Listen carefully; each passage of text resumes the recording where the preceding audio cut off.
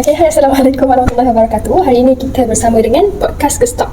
Dan hari ini saya Ustaz binti Hasan bersama dengan kawan-kawan dari Universiti Sains Islam Malaysia, iaitu Maisara, Fatih Farhana dan juga Qurratu Aini. Okay, hai semua. Hari ini okay, hari ini apa yang kita nak bawakan pada podcast kali ini adalah berkenaan dengan refleksi. Okey, pada minggu lepas pihak kami telah menjalankan satu kajian di SMK Bandar Baru Bangi. Kajian apa tu? Fatin, cuba kongsikan apakah kajian kita telah lakukan pada minggu lepas? Kita ada buat satu kajian tindakan di SMK Bandar Baru Bangi. Kajian ni dia meliputi untuk kita tahu bagaimana nak meningkatkan penguasaan kemahiran solat jamaah dan qasalah, dan kita fokuskan kajian kita ni untuk pelajar tingkatan 2. Okey, jadi saya nak bertanya soalan pertama kepada Aini dululah. Aini rasa apakah proses yang paling membantu Aini dalam menjalankan kajian ini? Okey, pada pendapat saya lah, dalam proses kajian tindakan ni, kita perlu tahu apakah proses kajian tindakan terlebih dahulu. Okey, yang pertama, kajian tindakan kita perlulah mengenal pasti masalah. Yang pertama, okey, apabila kita mengenal pasti masalah, kita dapat merancang tindakan apa yang sepatutnya kita buat.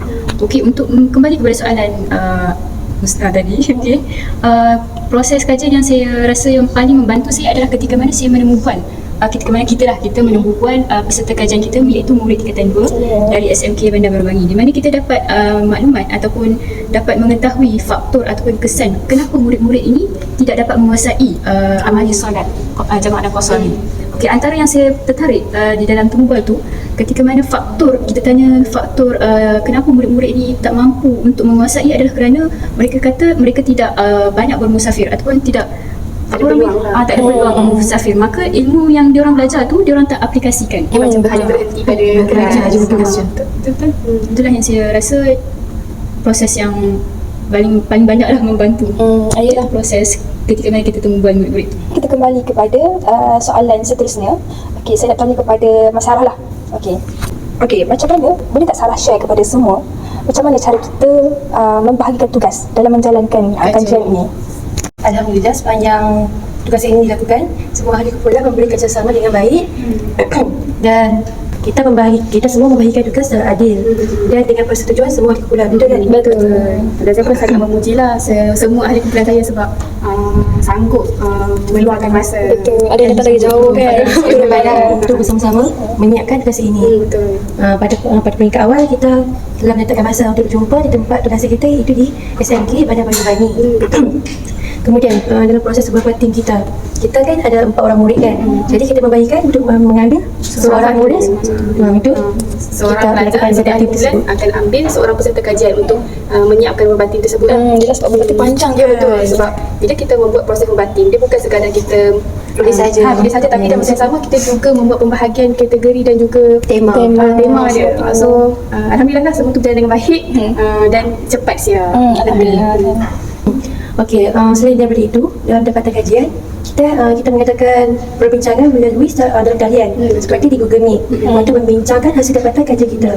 Sebab bila dia kata kita pada bab dapatan kajian ni, dia bukan ambil masa yang singkat kan untuk kita menemukan satu kesimpulan tu. Jadi sebab itulah kita buat beberapa sesi Google Meet untuk kita selesaikan dapatan kajian tu.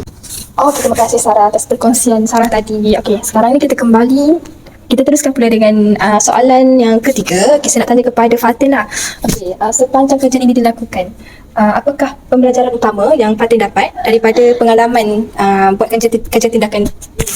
Sebenarnya proses kita membuat satu kajian tindakan untuk menyelesaikan itu, dia sebenarnya mengambil masa lah. Jadi kan bila satu perkara tu mengambil masa, sebenarnya kita ada sangat banyak pengajaran yang bukan saya je, saya rasa semua kan dapat pengajaran yang sangat berharga. Tapi ada satu perkara yang saya nak highlightkan dalam video pada hari ini adalah bagaimana kita seorang guru pendidikan Islam itu nak menyampaikan subjek pendidikan Islam. Sebab selalunya sebagai seorang guru, kita hanya busy, pelajar ni siapa tak objektif ni, pelajar ni siapa tak objektif ni. Sedangkan sebenarnya pada sudut subjek pendidikan Islam tu, kita tak boleh kita kata apa ya, meletakkan bahawa pendidikan Islam ni hanya satu subjek. Sedangkan adalah bila kita buat kajian ni, saya nampak sebenarnya menjadi satu tanggungjawab guru tu sendiri nak meletakkan ilmu. Sebenarnya pendidikan Islam ini bukan sekadar sebatas satu subjek, tapi dia adalah satu cara hidup. Islam tu sebagai adib. Jadi bila kita sebagai seorang pendidik, kita memahami perkara itu. Jadi kita akan menyampaikan setiap tajuk dalam pendidikan Islam tu secara bersungguh-sungguh lah. Dia tak ada sekadar tak apalah asalkan belajar ini tak masuk exam tak apa macam tu. Tak adalah perkara-perkara macam tu. Khususnya kalau pada bab solat jamak dan qasar. Kalau kita sekadar nak belajar ni tahu okey jamak tu apa, qasar tu apa, tapi tidak menghayati, maka dia tak akan membantu pelajar ni pergi jauh. Macam dalam kita punya temu bual. Ada pelajar yang sampai tahap dia belajar, dia mengerti saya belajar tajuk ni, tapi bila dia bermusafir dia tak solat. Sebab apa? Sebab tak tahu macam mana nak solat jamak dan qasar. Macam tu lah. Okey, terima kasih kepada Fatin kerana sudah share berkenaan dengan pembelajaran yang Fatin dapatkan semasa melakukan kajian tindakan ini. Jadi ada apa-apa soalan ke yang ingin diutarakan kepada saya? Saya nak tanya. Okey. Ya, pada pendapat Usna, kan selalu tanya apa pendapat orang lain kan, tanya Usna kan. Pada pendapat Usna, sebenarnya apa kepentingan kita sebagai seorang guru ni untuk menjalankan kajian tindakan? Dia ada tak kaitan dengan profesionalisme seorang guru? Pendapat Usna. Okey, kali ini saya pula kita Okey, pada pendapat saya sendirilah, bila mana kita turun padang untuk lakukan kajian tindakan ini, sedikit sebanyak dibantu kita untuk reflect balik apakah kaedah yang sesuai digunakan. Okey, sebagai contohlah mula-mula sebelum ni kita tak tahu pun adakah pengajaran kita tu berkesan ataupun tidak. Tapi bila kita turun padang untuk lakukan kajian ni, kita mula belajar cara nak buat kajian ni melalui refleksi dulu, melalui pra-refleksi dulu, lepas tu merancang. Dalam pada masa yang sama, secara tidak langsung guru ni dia dapat tahu sebenarnya banyak lagi kekurangan di sebalik pengajaran yang disampaikan. Okey, dari situ bila guru ni dah mula buat refleksi, bagi saya macam dia satu anjakan paradigma kan, anjakan paradigma tu dia istilah dia tak shock sendiri lah, betul kan? Dia dapat tahu. Okey, mungkin daripada hasil temu bual dia dapat tahu sebenarnya kekurangan tu datang daripada pihak guru. Jadi tindakan guru ni dia boleh lakukan perubahan, dari segi kaedah, dari segi teknik mengajar, mungkin cara penyampaian mungkin tak masuk kepada hati pelajar kan. Okey, jadi melalui situlah kita mampu untuk lahirkan lebih ramai guru yang berintegriti. Semakin lama, sebab guru ni mula-mula masuk, bukan semua guru terus dapat mengajar kan. Ada guru memerlukan proses kan, proses mungkin mula-mula tak pandai mengajar, lama-lama bila dia mula dapat pengalaman tu Masa tengah tu kita akan improve lah. betul. So dari situlah saya dapat kena pasti yang bila kita banyak melakukan refleksi, lebih banyak perubahan yang dapat dilakukan oleh seorang guru. So dari situ kita akan lahirkan lebih ramailah guru berintegriti, sekaligus dapat meningkatkan profesionalisme seorang guru itu sendiri. Untuk memberikan abad ke 21. Okey, terima kasih kepada semua dan kerana sudi meluangkan masa untuk bersama kita pada hari ini, sama-sama bershare kan, sama-sama kongsi apa yang kamu dapat semua kan.